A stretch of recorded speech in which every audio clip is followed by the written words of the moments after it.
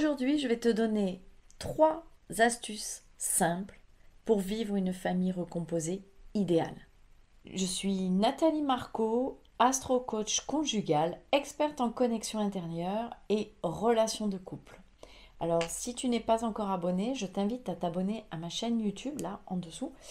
Et si tu le souhaites, tu peux me retrouver aussi sur Facebook. Alors aujourd'hui, donc, 3 astuces simples pour une famille recomposée idéale. La première astuce, ça va être de prendre le temps nécessaire après une séparation, après un long célibat aussi, pour te mettre en couple, en ménage dans une famille recomposée. Pourquoi? Pour tes enfants, si tu en as. Et si tu en as pas, c'est aussi important de prendre le temps pour que les enfants de l'autre ou pour que toi-même tu t'adaptes petit à petit à cette nouvelle vie avec des enfants si tu n'en as pas, et avec tes enfants et les enfants de l'autre si vous en avez tous les deux. Combien de fois je vois dans mes accompagnements des couples qui explosent très rapidement parce que ben, on se sépare tout de suite du père ou de la mère de nos enfants. Il y a quelqu'un dans notre cœur, on est tout fou amoureux, on a 20 ans de nouveau, et on oublie qu'on est parents. On va s'installer rapidement, même des fois il y en a dans la semaine qui suit la séparation, ils s'installent dans une nouvelle relation avec leurs enfants et les enfants de l'autre.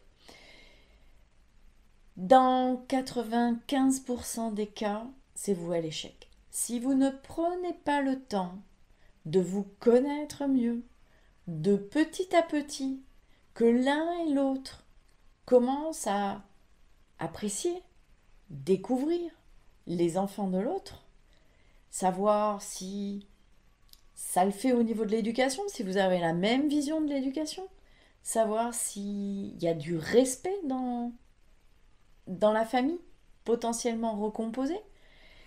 Tout ça, ça prend un peu de temps. Et moi, je t'inviterai à prendre le temps. Prendre le temps le plus possible. Alors, le plus possible, au bout d'un moment, la situation, elle devient un peu hybride. Donc, il faut passer à autre chose. Je suis d'accord avec toi. Je l'ai expérimenté. Personnellement, nous, on a mis 4 ans. Mais 4 ans, c'était nécessaire parce que j'avais besoin de me retrouver moi seule avec mes enfants après ma séparation.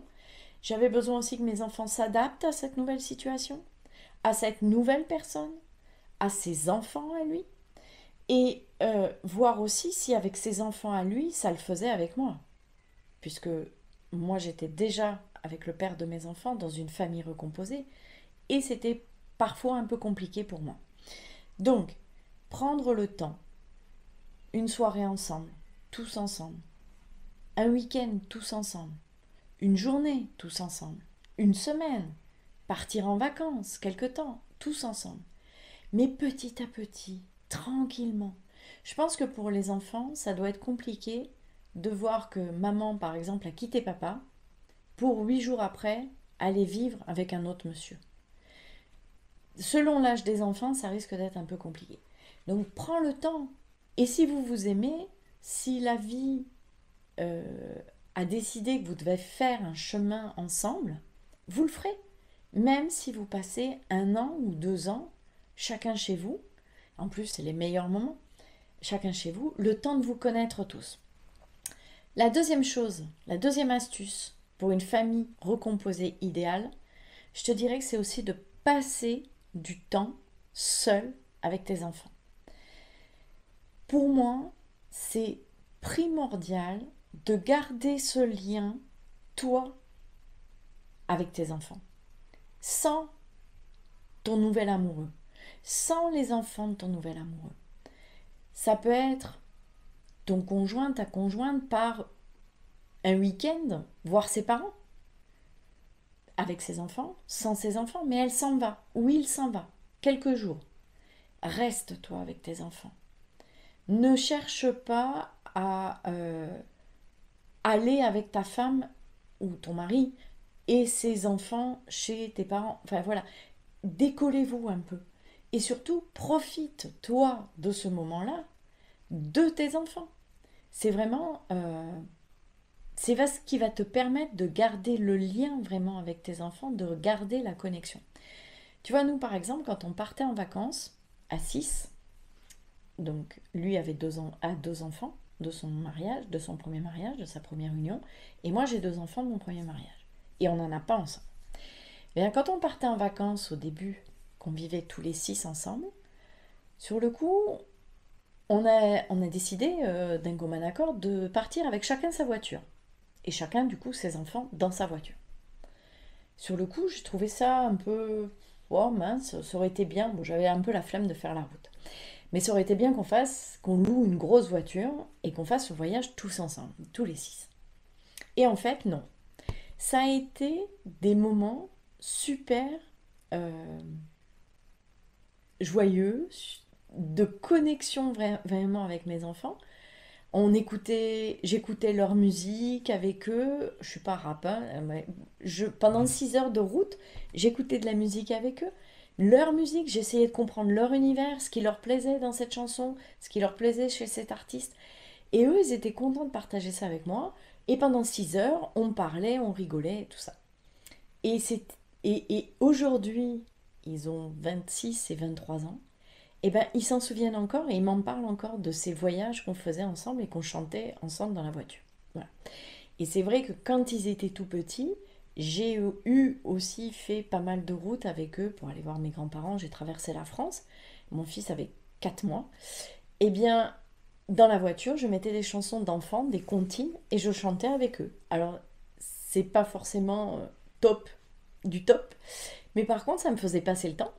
Ça me permettait de tenir éveillé, du coup, et surtout de rigoler avec eux, de faire les clowns, le clown avec eux.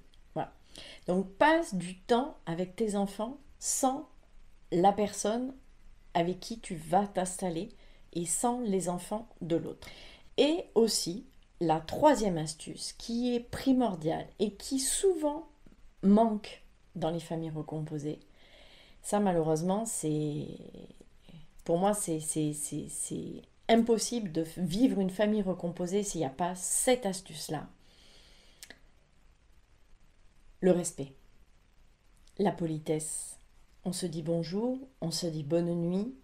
On n'est pas obligé de se faire des bisous. On n'est pas obligé de se faire un câlin. Mais au moins on se dit bonjour. Quand on va à la boulangerie, quand on va, je sais pas moi, dans un commerce, n'importe lequel, à la pharmacie par exemple, on rentre, on dit bonjour. On s'en va, merci, au revoir. Eh bien, à la maison, ça doit être pareil. On doit tous se dire bonjour.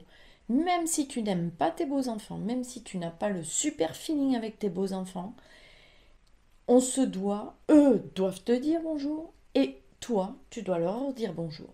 Montre-leur que toi, tu les respectes et faire en sorte, ça c'est le parent des enfants qui doit le faire en sorte que eux te respectent aussi. C'est indispensable. S'il n'y a pas ça, à mon sens, ta famille recomposée, elle ne marchera pas. Donc c'est vraiment le point le plus important des 3 points que je t'ai donnés. Je te répète, apprendre à se connaître avant de vivre ensemble. D'accord? Prenez le temps. 1 an, 2 ans. Chacun chez soi, on se voit petit à petit de temps en temps. Ne brusquez pas les enfants et vous ne vous emballez pas. Parce que là, vous êtes dans le feu de la nouveauté et souvent, il y a des déceptions.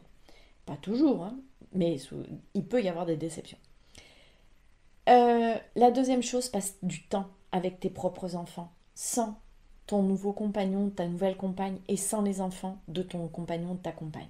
Du temps de qualité, rien qu'avec tes enfants pour garder la connexion avec eux, surtout qu'à l'adolescence, c'est la chose la plus importante à garder. C'est la communication et la connexion avec les enfants, parce que c'est de l'huile sur le feu, les enfants, à l'âge de entre 12 et 15 ans, 16 ans, c'est de l'huile sur le feu. Et que tout le monde se respecte, que les enfants, tes beaux enfants te respectent, tes enfants respectent ton partenaire de vie, et que vous, entre partenaires entre couples, vous vous respectiez devant les enfants, et même pas devant les enfants, tout le temps, et que chacun respecte les enfants de l'autre et que les enfants respectent les adultes. Voilà. 3 choses indispensables si tu veux une famille recomposée idéale.